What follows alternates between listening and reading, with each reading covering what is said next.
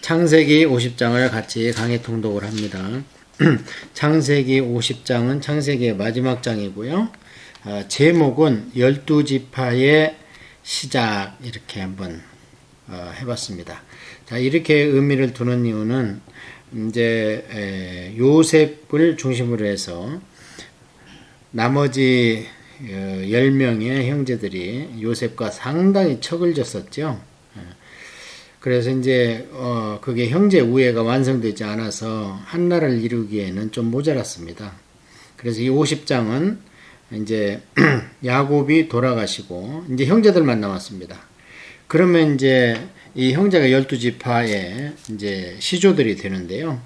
아버지의 구심점을 잃어가고 형제 간의 사이가 좋아지는 건 이제 우애밖에 없습니다. 그 우애가 완성되는 거죠. 서로 용서할 거 용서하고, 이해할 거 이해하고, 또 이것저것 상의도 하고, 부탁할 거 부탁하고, 이게 이제 진정한 형제지요. 그래서 50장을 12지파의 시작이다. 이렇게 소제목을 붙여봤습니다. 창세기는 한마디로 하면은 시작의 책입니다. 출애굽기는 한마디로 얘기하면 구원의 책이 되겠죠. 레위기는 법전이고요. 한마디로 얘기하면 헌법책입니다. 그 다음에 민수기는 이제 훈련, 광야에서 훈련받는 책이죠. 신명기는 후대를 교육하라 하는 교육의 책입니다. 왜 이렇게 장황하게 말씀드리냐면 창세기를 마감하면서 처음에 이제 아담으로부터 시작했던 원인류 시작이었죠. 그 다음에 그 인류가 하나님의 뜻에 부응을 못해가지고 노아 홍수로 한번 대심판을 받았죠. 이게 심판의 시작입니다. 그 다음에 12장에 와서 이제는 전 인류를 상대로 안 되는구나 해가지고 선민을 선택합니다. 그 선민의 시작이 아브라함입니다. 왜냐하면 이미 구성된 집안이나 어떤 가족이나 어느 도시를 선택할 수가 없습니다. 그러면 처음부터 훈련이 안 되기 때문에 자기 인성들이 각기 퍼스널리티가 틀려가지고 그래서 아브라함부터 시작을 했습니다. 그래서 유대 민족의 시작, 이스라엘 민족의 시작이 또 됐습니다. 그 다음에 이제 오늘은 그 이스라엘 민족의 초석이 되고 이 땅에 나중에 12사도를 예표하는 12명의 형제들의 시작입니다. 그래서 50장을 시작의 책이다. 창세기 전체를 우리가 통독할 때는 무엇이 시작되는가 여러 가지 다 시작이죠. 처음부터. 자, 그래서 이제 50장을 오늘 마감으로 이제 창세기를 마감을 하는데요. 12지파가 12형제의 우애를 어떻게 보나 하면은 이제 구심점이 된 먼저 아버지가 돌아가셔야 되겠죠. 그래야 진정한 형제가 관계가 이제 수립이 됩니다. 요셉이 그의 아버지 얼굴에 굽으려 울며 입 맞추고 아버지 이제 시신을 놓고 굽으려 울며 입 맞췄습니다. 이게 굽으려 울었다 이것을 원어로 보면요. 엎드려서 품에 안은 겁니다. 엎드려서 품에 안다 이런 원어예요. 이게 얼마나 참 효안이 됐겠습니까? 잃어버린 22년 아버지와 관계. 어쨌든 그게 하나님의 선하심으로 말미암아 모든 만민의 생명을 살리는 일이 됐죠. 요셉의 말대로 하면 만민의 생명을 살리기 위해서 나를 먼저 보내셨습니다 했지만 개인적으로는 특별히 자기를 사랑했던 아버지, 엄마도 없는데 그 아버지의 사랑이 얼마나 더 갑절이나. 그래서 돌아가신 아버지를 품에 안고 웁니다. 그걸 잘 표현한 게 입을 맞췄다는 거예요. 아버지 시신에. 그래서 같이 평생을 살았던 다른 형제보다 얼마나 이게 더 슬픔이 그냥 올라왔겠습니까? 그 수종드는 의원에게 이 의원은 복수로 되어 있어요. 그러니까 한 명이 한 게 아니고요. 아주 이제 국무총리를 돌보는 그 의사들 팀이 있었습니다. 그래서 의원들에게 이러면 참 좋았죠. 그래야지 이제 그 요셉의 그 화려한 국무총리 품격에 맞는 표현이죠. 그 수종드는 의원들에게 명하여 아버지의 몸을 향으로 처리하게 하며 의원들이 이스라엘에게 그렇게 하되 40일이 걸렸으니 향으로 처리하는 데는 이 날수가 걸림이며 애굽 사람들은 70일 동안 그를 위하여 곡하였더라. 쉽게 얘기하면 미이라 작업을 한 겁니다. 미이라를 만들었다. 이렇게 할 수밖에 없는 것이요. 아버지 마지막 유언이 나를 막벨라굴 아버지와 할아버지가 있는데 그곳에 나를 좀 데려다 묻어다오 그렇게 이제 말씀을 하셨기 때문에 그 얼마나 또 충동이 뜨겁습니까? 그래서 물론 70일간의 애굽에 그 애고가는 관습이 있기 때문에 또 국무총리 격에 맞도록 있기 때문에 그 기간도 채워야 되겠지만 또 그 상여가 그 가나안 땅까지 가려면요 시신이 그 부패되면 얼마나 냄새나고 아마 형체도 없을 겁니다. 그 정도 갈증. 그러니까 할 수 없이 이제 미이라를 만드는데 40일이 걸립니다. 이걸 만드는데 미이라 작업을 하는데 제일 이제 문제가 심각한 게 골이죠. 골. 뇌 속에 뼈로 되어 있기 때문에 뼈를 상하면 안 되니까. 그래서 이 작업을 하면서 이제 보통 들리는 말로는 이제 코를 통해서 골수를 다 뽑아내는 작업도 해야 된답니다. 그러니까 시간이 이렇게 걸린다는 거예요. 곡하는 기간이 지나매 요셉이 바로의 궁에 말하여 이르되 내가 너희에게 은혜를 입었으면 원하건대 바로 귀에 아르기를 우리 아버지가 나로 맹세하게 하여 이르되 내가 죽거든 가나안 땅에 내가 파놓은 묘실에 나를 장사하라 하였나니 나로 올라가서 아버지를 장사하게 하소서 내가 다시 오리다라 하였더니 그러니까 야곱이 일로 오기 전에 이미 어느새 그 헤브론에 있는 그 막벨라굴 거기에다가 그 자기가 또 묘실을 하나 마련했다는 겁니다. 그러니까 확장한 거죠. 그러니까 한 저기에는 이렇게 한 바위 동굴에 들어간 것 같지는 않고요. 자기가 이제 마련을 했습니다. 만약에 하나라면 더 옆을 팠겠죠. 그래서 미리 자기 갈 곳을 마련했는데 나를 글로 돌아가게 하다고 이렇게 해놓으면 아마 우리가 육신을 떠나갈 때 좀 마음이 편하지 않겠어요? 미리 자기 갈 곳을 알아놓고 이제 임종이 다가오면 내가 이제 글로 가는구나 했을 때 뭐 이 고향이나 마찬가지인 헤브론으로 나는 가고 특히 아버지 할아버지 옆으로 간다 그러면 뭐 마음이 좀 더 편안하지 않겠습니까? 바로가 이르되 그가 네게 시킨 맹세대로 올라가라 내 아버지를 장사하라. 요셉이 자기 아버지를 장사하러 올라가니 바로의 모든 심야와 바로 궁의 원로들과 애굽 땅의 모든 원로와 요셉의 온 집과 그의 형제들과 그의 아버지의 집이 다 그와 함께 올라갔고 그들의 어린아이들과 양떼와 소떼만 고센 땅에 남겼으며 병거와 기병이 요셉을 따라 올라가니 그때가 심히 컸더라니 국장으로 한 겁니다. 격에 맞도록. 그러니까 엄청난 숫자죠. 그들이 요단강 건너편 아닷 타작마당에 이르러 거기서 크게 울고 애통하며 요셉이 아버지를 위하여 7일 동안 애곡하였더니 아닷 타작마당이 어딘지 잘 모르겠지만 하여튼 요단강을 건너편에 있는데요. 그 많은 그 가축과 사람들이 7일 동안을 아닷 타작마당에 있었다니 도대체 이 사람은 얼마나 가쁘고 타작마당이 얼마나 컸고 집이 얼마나 컸겠습니까? 그런데 성경에 다른 곳에는 언급이 없어요. 그래서 어쨌든 와서 7일 동안 또 애곡을 하니까 그 인근에 있는 많은 사람들은 엄청난 구경거리가 생겼겠죠. 그리고 이들이 볼 때는 뭐 보통 이게 이제 애굽에서 여기까지 누구를 묻으러 왔구나 이렇게 하는 것이 아직까지 아브라함 가문에 대한 소문도 없고 낯선 곳이죠. 겨우 그냥 막벨라굴 그 인근에 밭 한 400세겔 은 주고 산 그 정도니까 뭐 인근에 소문 안 났을 거 아닙니까? 그 집안이. 그래 나중에 보면 웬 이스라엘 저기 애굽 사람이야 뭐 이렇게 나중에 뭐 얘기를 합니다.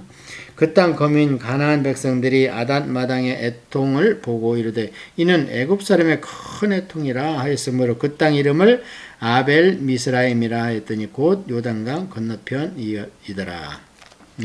그 사람들이 보기에는 이제 애굽 사람이죠. 그래서 아벨 미스라임 그렇게 얘기.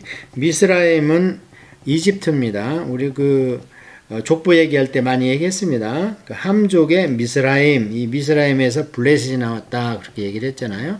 그래서 아벨 그러면 이제 고통, 애곡, 슬픔 뭐 이러니까 이건 여기까지 와서 애굽 사람이 크게 슬퍼하는구나.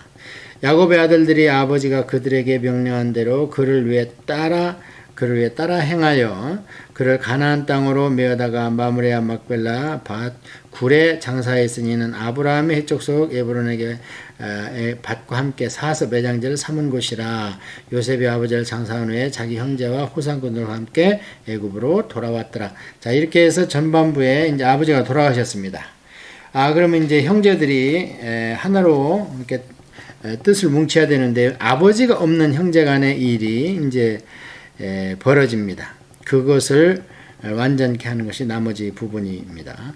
요셉의 형제들이 그의 아버지가 죽었음을 보고 말하되 요셉이 혹시 우리를 미워하여 우리가 그에게 행한 모든 악을 다 갚지나 아니할까 하고, 원어로 보면요, 요셉이 확실히 분명히 우리한테 보복할 것이다, 이렇게 형제 간의 말이 돌았다는 거예요.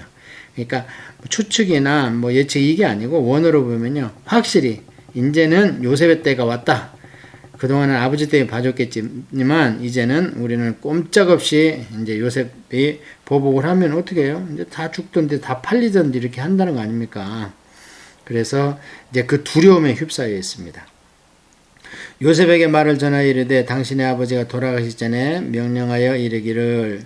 그러니까 형제간이 이제 요셉한테 인편을 보내요. 직접 못 가요. 얼마나 무서워 떨었냐면 갔다가는 이제 간 사람부터 잡아서 어떻게 할까 봐서 사람을 보냈습니다. 사람을 보내서 요셉의 의중을 딱 이제 떠보는 거지요.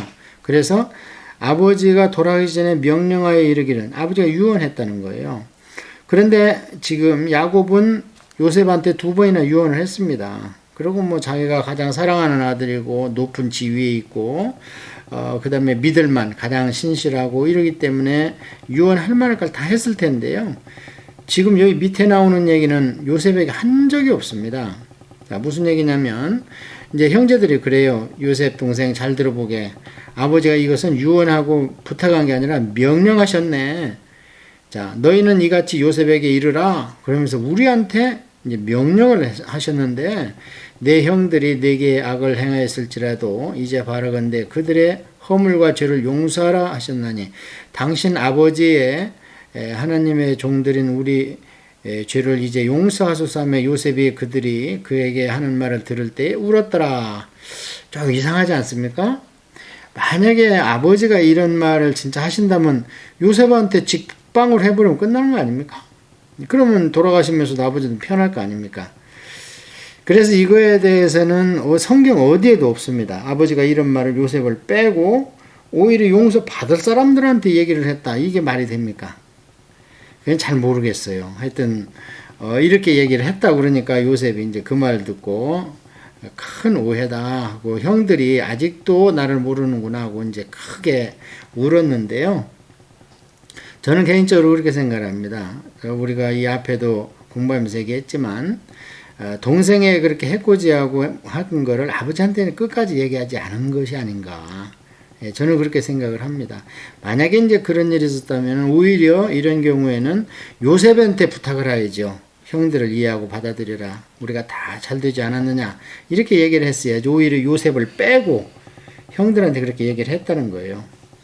자, 어쨌든 이게 진짜 그렇게 얘기를 했던 아니면 이들이 그것을 이제 아버지도 돌아가신다는 말이 없으니까 이제 아버지를 빌어서 요셉한테 용서를 구하려고 이제 구실을 만들었던 간에 우리가 배울 교훈은 그게 아닙니다.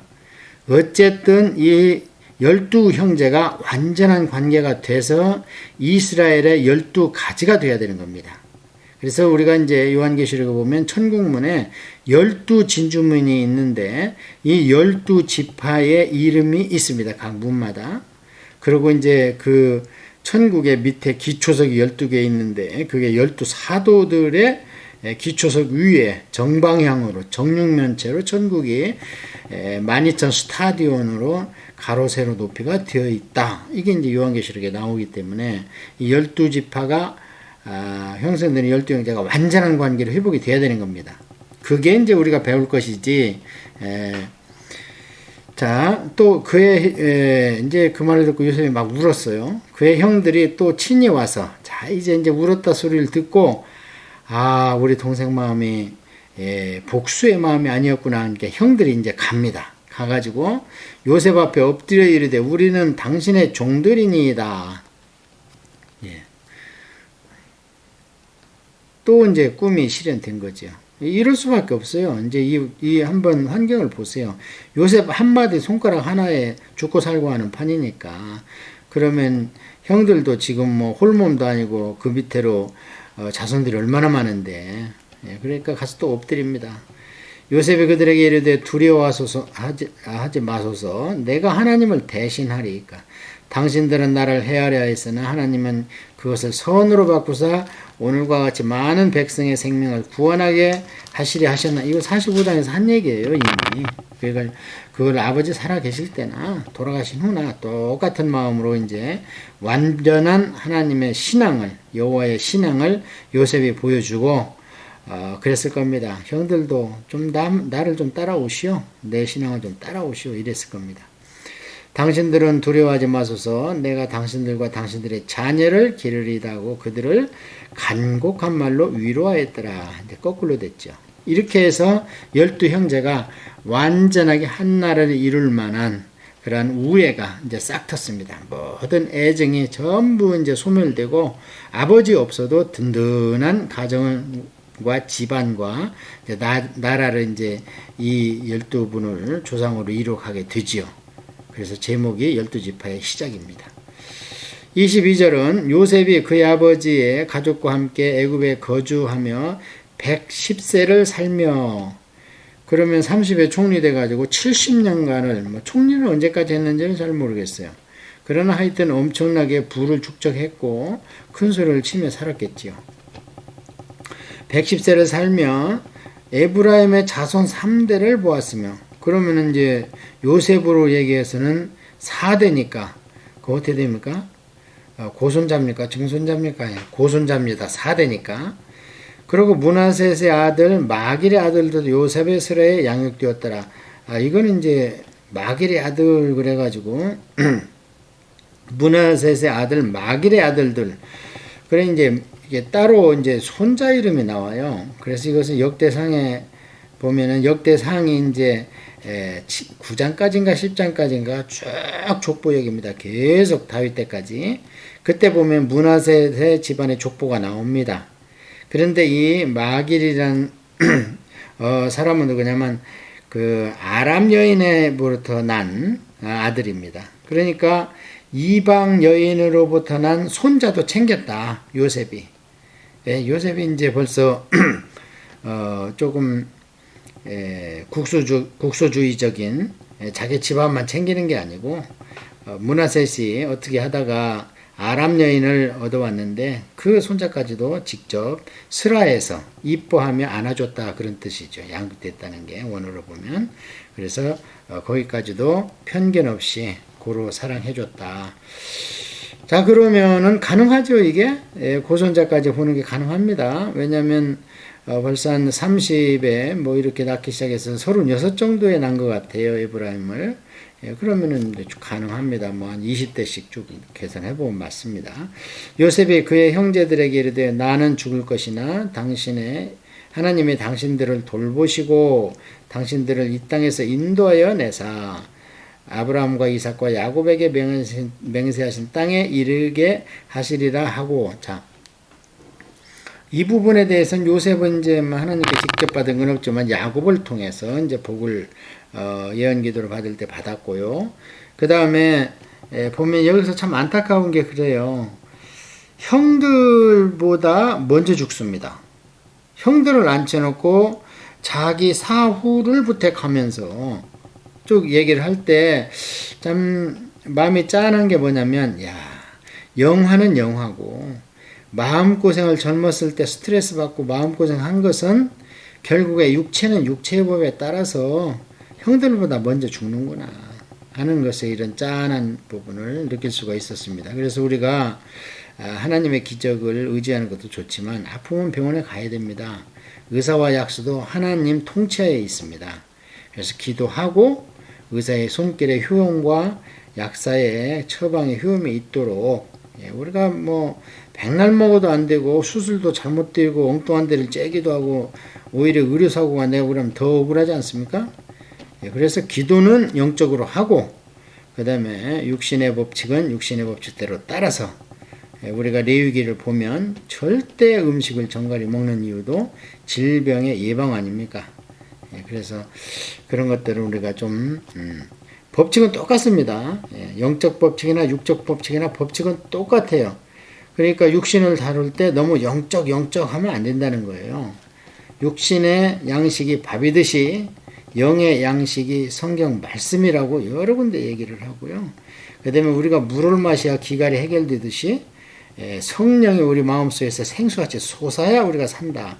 그게 육적 법칙과 영적 법칙인데 영적 법칙이 구체적으로 물질화되고 이 물리적인 세계에서 나타냈을 때 우리가 눈으로 보이게 나타나는 거죠. 그래서 이 요셉의 임종을 보면서 좀 짠하다 그런 생각을 해봤습니다. 그래서 형들한테 부탁을 합니다. 하나님이 당신들을 분명히 찾아오십니다. 돌보시고 그게 이제 찾아오시고 그런 뜻이거든요. 그다음에 인도하여 내사 그래요. 그러니까 여기는 스스로 나가는 게 아닙니다. 인도하여 내사 그래가지고 우리가 잘 아는 사역동사를 써놨어요. 그 얘기는 뭐냐면 하나님께서 당신이 이끌어낸다는 거예요. 근데 중요한 게 있습니다. 이게 영적 법칙이. 하나님께서 이끌어내도 누구를 사용하냐면 사람을 사용해요. 사람을 이끌어낼 때 하나님이 이끌어내시지만 이끌어내면 지도자급이 될 만한 사람을 눈여겨봐가지고 그를 통해서 끌어내는 거예요. 이끌어내는 사역동사예요.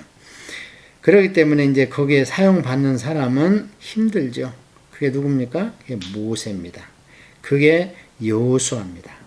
그게 사사들입니다. 요셉이 또 이스라엘 자손에게 맹세시켜 이르기를 하나님이 반드시 당신들을 돌보시리니 이게 이제 찾고 찾으리니 막 이렇게 아주 힘줘서 얘기를 한 겁니다. 당신들은 여기서 내 해골을 메고 가겠다 하라 하였더라. 유언을 하는데 실제로는 이게 이제 요셉이 형들이 나갈 거라고 예상을 한 건지는 모르겠으나 이건 택도 없는 얘기죠. 이로부터 한 360년, 400년 후에 이제 나가게 됩니다. 물론 성경은 출애굽기 13장에 요셉의 묘를 어떻게 이제 팠는지 어떤지 파묘를 했는지 요셉의 해골을 실제로 모세가 들고 나갑니다. 출애굽기 13장이 출애굽장이에요. 그때 이제 빠져나가요. 그러고 나서 여호수아서 마지막 장이 24장인데 전쟁이 다 끝난 뒤에 어느 정도 땅이 분배가 된 뒤에 여호수아서 24장에 보면 세겜 땅에다가 묻습니다. 그 디나의 안 좋은 사건이 있던 그 하몰의 땅인 세겜, 하몰의 아들인 세겜이 왕으로 있는 그 세겜 땅에다가 이제 요셉을 묻게 됩니다. 그러니까 이 유언은 한 360년 이후에 실제로 이행이 됩니다. 요셉이 110세의 죽음에 그들이 그의 몸에 향제를 넣고 애굽에서 입관하였더라. 또 이제 미라를 만들어 가지고 그래서 성경에 이제 야곱과 요셉은 미라 상태로 그렇게 장사가 되었다. 이렇게 되면서 창세기 50장에 딱 막을 내립니다. 그러다 이제 출애굽기가 1장으로 갈 때는 이제 여기에 그 애굽에 내려간 사람들이 쭉 나와요. 이제 다 나오는 건 아니고 그 12형제를 중심으로 12지파를 중심으로 쭉 나오는데요. 시간상으로는 이로부터 한 400년간을 성경은 딱 침묵을 합니다. 예, 그래서 이 70명, 어디는 75명, 이 사람들이 내려가서 400년 후에 이제 거기서 출애굽하면서 하나님이 다시 등장을 하시면서 나옵니다. 그렇다면 400년간 이 사람들이 무엇을 했겠는가는 역대에서 아까 말씀드린 대로 1장에서 9장까지 이 시대의 족보를 보면서 중요한 사건이 있으면 그 사람 앞에다 간략하게 약수를 해놔요. 그 역대서 족보 얘기에다가 그 정도입니다. 그래서 이제 모판에다가 75인의 씨를 뿌려놓고 하나님께서 400년간 분명히 이들 가운데 함께 하셨습니다. 그러나 이제 기록은 출애굽기는 400년을 띄워서 그래서 이것은 이제 구약의 큰 어느 계곡이죠. 이것이 이제 나중에 신구약 중간기에 400년의 그 개국과 함께 성경에는 두 큰 이런 밸리가 있습니다. 그 정도로 알고 계시고, 이렇게 해서 이제 우리가 창세기를 강해 통독을 전체를 마쳤습니다.